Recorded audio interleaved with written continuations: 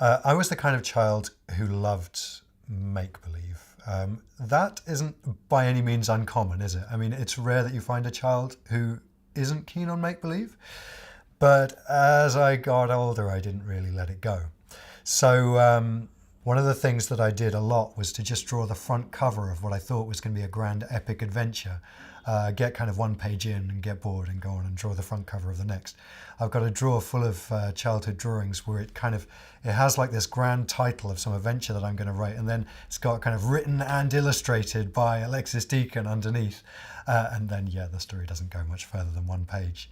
But I always got a lot of praise for my drawing, right from a very early age. And I remember I grew up with this very close best friend, and I remember one time he was asked in these kind of school surveys you're given where you have to list like who's most likely to do this, who's best at this, who's best at that. And one of the questions was, who's the best at drawing in your class? And he picked someone else. He picked another guy called Simon. And I just couldn't believe it. I thought, no, I'm the best at drawing. And I kind of redoubled my efforts from then on. I really, really remember that moment in my life. It's like I had this strong sense of identity. No, that must not be Simon. It must be me. I must be the best at it. So yeah, drawing was something that I felt very passionately about from a very early age. And I kept doing it, and I drew really compulsively. And I still have cupboards full of drawings that I made at that age. And many of them, if you can kind of decipher the way that a child's mind works, you'll see that there are consistent characters and consistent stories that will often the thread will run through over several sketchbooks. So clearly this was something that I was doing from a very early age. And I think that praise and that encouragement helped me to think that this was something that I had a skill for, something that maybe I could, that could become my identity. One of the saddest things that I find when going around schools is to hear children say, I can't draw. And you look at what they're drawing and it's exactly the same as everybody else's drawings. It might not be great, but no one else's drawings are great either. When I was a kid, my drawings weren't great either, but I loved doing them and I was invested in them in my mind. And I think had somebody told me that I couldn't and I was bad at it, I'm sure I would have believed them. So I'm very, very grateful to the people who I grew up around who did the opposite, who encouraged me and allowed me to keep going. I began my career in picture books. I was very lucky actually because in my last year at college, I wrote a story called The Monster Zoo. And I was encouraged by teachers to send that story off to a publisher. I sent it off to 3 or 4 and heard nothing back for a long time. But then someone from Random House wrote back to me to say that they had really enjoyed my story. They thought that it was far too terrifying to sell to children, but they were really interested in seeing more from me. So throughout my last year in university, I kept sending them stories whenever I had a good idea. And towards the end, I had been to a zoo and I'd seen these animals called slow lorises, and I'd sort of fallen in love with them. And I came up with the idea for a book based on the character of a slow loris.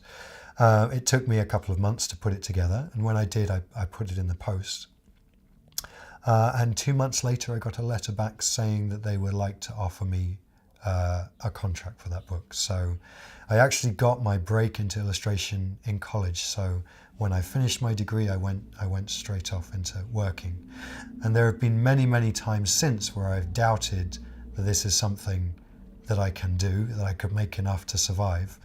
But I have been lucky enough to just about get by ever since. That was about 15 years ago.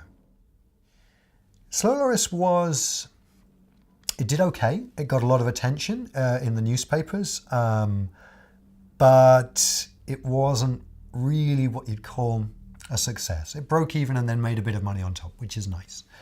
The next book was really difficult to do, really challenging. They say second books are difficult. It was true. It was very, very hard. I wrote about 2 or 3 before arriving at this one, including one called The Yellow King, which I think you can still read online and which I'm still really sorry was never published. I stick to it that was a good book. Anyway, it didn't get published. And eventually we came up with this idea for a little baby alien and I used the name of my dog then, which was Bigu. And when Bigu came out, it did seem to strike a chord with people.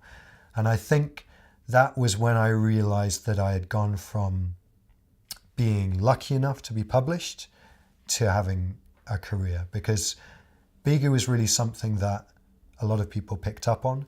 It sold a lot of copies. It's still in print now and used a lot by schools. And it changed everything for me after that point. When I imagine people reading my stories, I like to think that once I've written them and drawn them and sent them off to the publishers and put them out in the world, they no longer belong to me. And what I'm always hoping to hear back is that children feel like these stories and these characters belong to them, that they are their own. That's my hope whenever I make a story, that you don't feel like Bigu is some character made by some strange man in some box in South London. You feel like you know who Bigu is and she's your friend, like she's someone you know. That Bigu is your thing. It belongs to you, because it does. It really does. That's what I think is the magic of books. Because Bigu for me is Bigu plus all the stuff which went into Bigu to make her who she was. Bigu for you is Bigu plus all the stuff that you put in to bring her to life. And I think that's why I love books so much. We all know that sensation of having read a story and then going to see somebody else's interpretation of it, maybe on stage or in a cinema, and you think, that's not right, that's not how it goes. That's because they didn't put your half in, they put their half in. So it's kind of like that's their story. So yeah, what I would really love for people to do is to be able to feel like they have ownership of these stories, that they belong to them. In order to work as a children's book illustrator, you have to really, really, really like stories, telling stories and drawing pictures. Otherwise, it's just not going to work. You don't get paid particularly well, and you have to spend long, long hours hunched over a desk, and both those things, believe me, can be quite hard. But the thing that keeps me coming back, the reason why I love working this way, and actually the reason why I don't think I could work in any other way, or even if I did have to do something else for my living, I would still make stories and I would still draw pictures. I've always found that in the world of stories, I really feel like I'm alive and I'm doing what I'm meant to be doing. When I'm lost in a story, I couldn't be happier. I feel like this is what life is about. So yeah, I really couldn't do anything else.